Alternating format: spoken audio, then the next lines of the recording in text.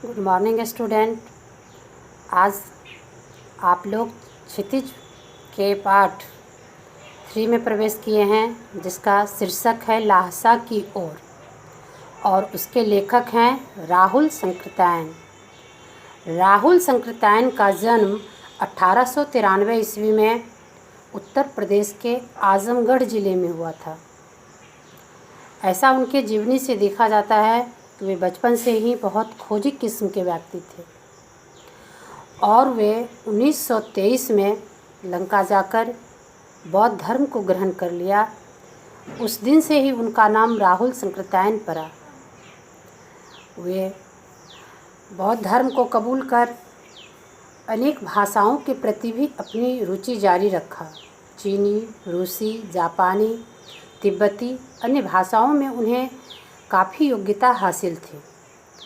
वह अपने यात्रा वृत्तांत में एक मनोरंजन के ख्याल से तो जाते ही थे, साथ साथ वहाँ की भाषा, रहन सहन, संस्कृति का अनुभव लाकर जनजीवन में प्रदर्शित करते थे। कहानी उस समय की है जब भारतवासियों को तिब्बत की ओर जाने के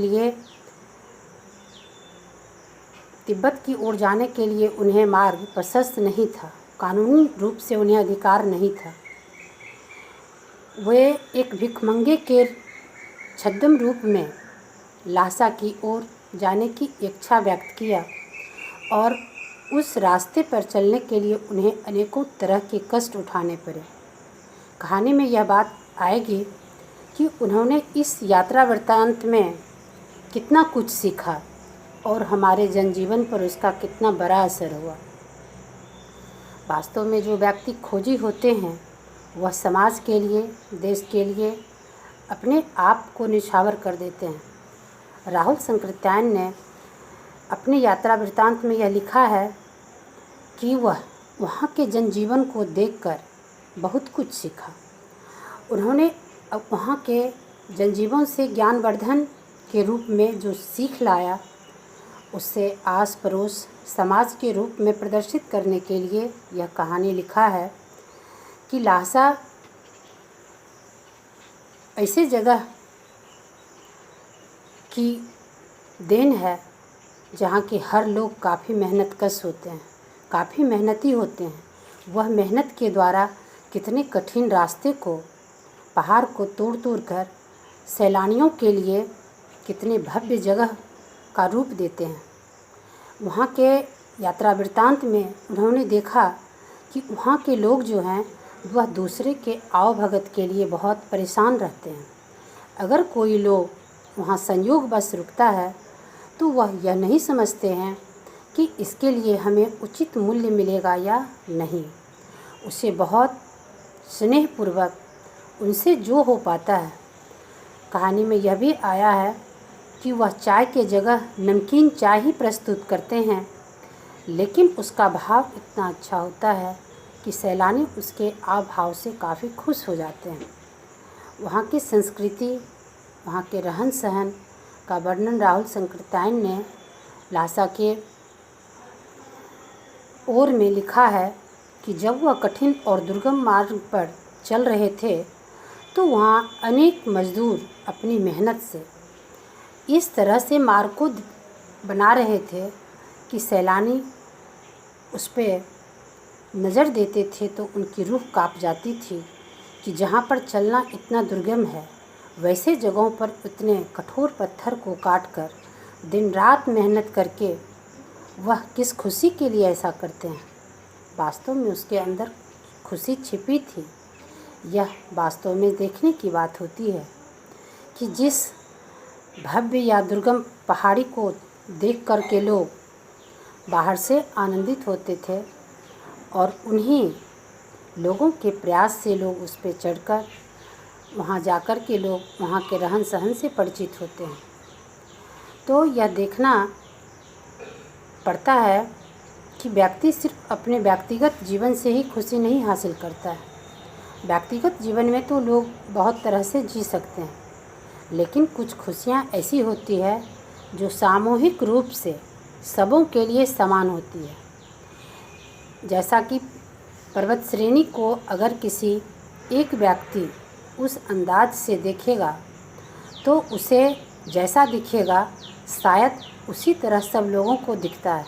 लेकिन कोई कवि, कोई लेखक, कोई यात्रा वृत्तांत लिखने वाले व्यक्ति उसकी भव्यता को इतनी सुंदर लेखनी से सजा देते हैं कि शायद जो ना भी देखें, ना भी वहाँ जाकर उसका आनंद लें, फिर भी उस कहानी को पढ़ के भी काफ़ी संतुष्ट हो जाते हैं और उसकी आव भाव को वह समझ लेते हैं।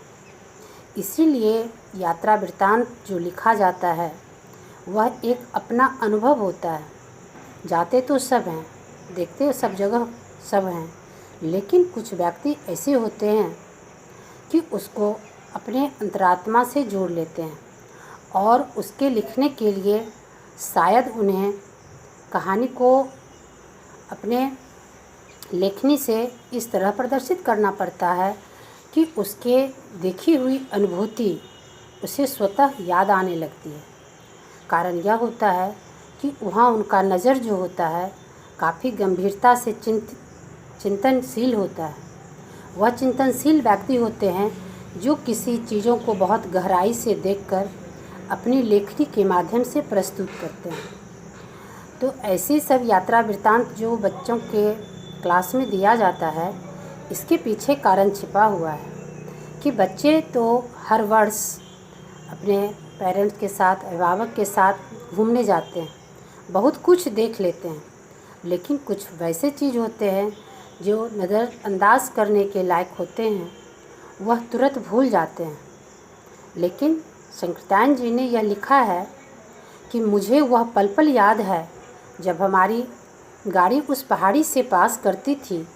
इतनी बीच के नीचे खाइयाँ थी कि जब हम लोग ऊपर गाड़ी में बैठे थे तो लगता था यहाँ के बाद मुझे उस खाई के बीच इतनी अंतरात्मा से जुड़ गई कि उसकी याद मुझे सदा बनी रहेगी।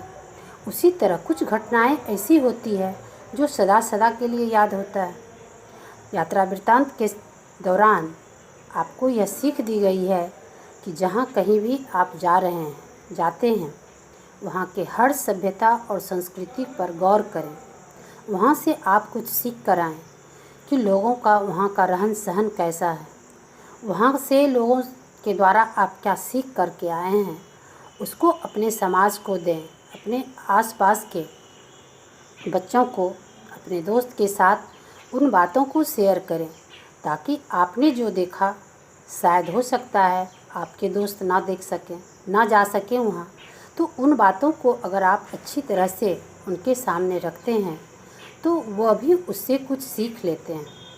बहुत ऐसे खान पान होते हैं, आज के आधुनिक युग में बहुत ऐसी सारी बातें होती है जो लोग मीडिया पे देख के सुनकर अपनी हर परेशानी को भी ख़त्म कर लेते हैं और नई नई बातों को सीखकर कहानी को नई रूपरेखा से प्रदर्शित करते हैं।